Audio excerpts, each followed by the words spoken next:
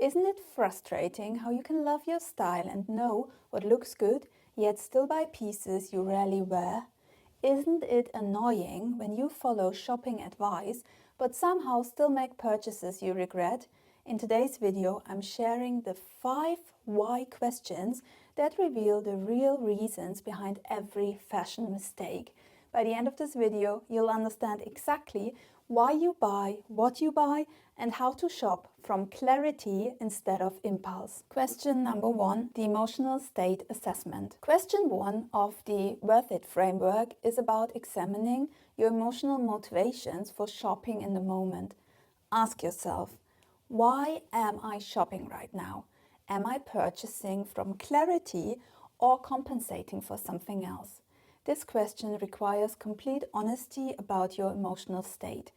Are you shopping because you genuinely love the piece, or are you trying to fill an emotional void?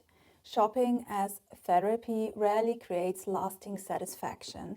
Common compensation triggers include stress, boredom, celebration, or social comparison. None of these create good purchase decisions. When you're compensating, you're not thinking clearly about fit, function, or integration with your existing wardrobe. The most sophisticated approach is shopping from a place of calm clarity, not emotional extremes. And I just wanted to mention the outfit photos I'm showing today don't necessarily portray the psychological states I'm discussing. We can all imagine what emotional shopping looks like. Instead, throughout the video today, I've chosen to showcase outfits that recently caught my attention from all 4 style territories, giving us beautiful fashion moments while we explore the psychology behind our purchases. Hi, I'm Bridget, and after almost a decade of running vintage shops in Germany and London, I now help you build stress-free wardrobe systems for effortless style, and we're engineering them the German way. And here's a little side note. I wanted to address my video from a couple of weeks ago, 7 style mistakes that make you look old, because I know it may have rubbed some people the wrong way, and it was different from my usual approach and might have come across the wrong way, but I want to be clear about something important. I absolutely do not promote ageism.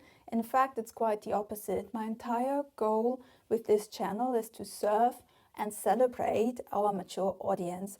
Getting older truly is a privilege, and when I discuss how we can look our best as we age, I see it as a way of honoring that privilege. I honestly didn't want to offend anyone, and I'm sorry if I did.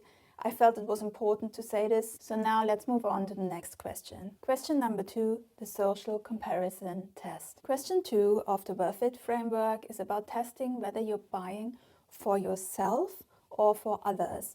Ask yourself, why do I want this? Am I buying for myself or because of what others will think? This reveals shopping driven by external validation rather than personal preference. You might be buying to impress others, keep up with trends, or project a certain image. When social comparison drives purchases, you're not shopping for your authentic self. Now, obviously, as social human beings, we always kind of consider how we're being perceived. And that's totally fine. It's part of our nature. We all want to look put together and feel confident in social situations. But it shouldn't be the really strong factor driving your purchases.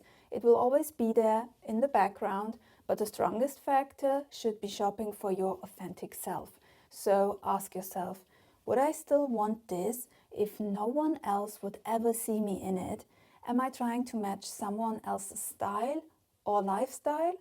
The most satisfying purchases come from genuine preferences, not from trying to manage others' perceptions of you. Question number 3, the present reality check. Question 3 of the Worth It framework is about buying for your current reality, not your aspirational future self. Ask yourself, why does this fit my life? Does this piece work for who I am today, not who I hope to become? This cuts through aspirational shopping, which causes more wardrobe regrets than almost anything else. We buy for the person we imagine becoming rather than the person we actually are right now. Maybe you're buying workout clothes for the fitness routine you'll definitely start next month, or professional blazers for the promotion you're hoping for. But your current self needs clothing for your current life. Aspirational purchases rarely get worn because they represent a version of you that may never materialize. Buy for who you are today with your actual schedule, actual body, and actual preferences. Question number 4, the scarcity anxiety test. Question 4 of the Worth It framework is about distinguishing genuine desire from scarcity-driven impulse buying. Ask yourself, why do I feel urgency about this decision? Am I buying because I genuinely want it, or because I'm afraid it won't be available later? This question separates genuine desire from manufactured urgency. Fear of missing out often leads to purchases you wouldn't make with unlimited time and options. True wardrobe needs don't disappear if you miss one specific item. Retailers create artificial scarcity to bypass your rational thinking. Only 2 left. Sale ends tonight. These tactics work because they trigger anxiety, not genuine desire. Ask yourself, if this exact item was always available at this exact price, would you still feel compelled to buy it today? If the answer is no, you're responding to scarcity anxiety, not authentic want. Now, before we continue, I want to share something that ties perfectly into what we just covered.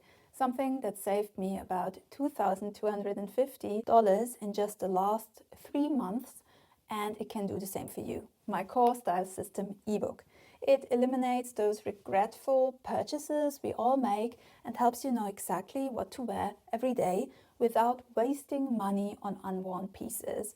This 20+ page guide covers finding your authentic style and avoiding costly shopping mistakes, with practical worksheets that walk you through everything step by step. And the Core Style System now also includes this complete Worth It framework we're exploring today. When you stop buying the wrong things, those savings add up incredibly fast. Click the link in the description to get your copy. Question number 5, the manipulation filter. Question 5 of the Worth It framework is about recognizing when retail tactics are driving your desire rather than genuine attraction to the item. Ask yourself, why do I want this? Am I responding to the piece or to psychological triggers? This question cuts through the noise of retail manipulation. Are you genuinely drawn to this item, or are you responding to scarcity tactics, flash sales, or social media influence? Sophisticated shoppers recognize when they are being manipulated. Look for these red flags. Limited time offers creating false urgency.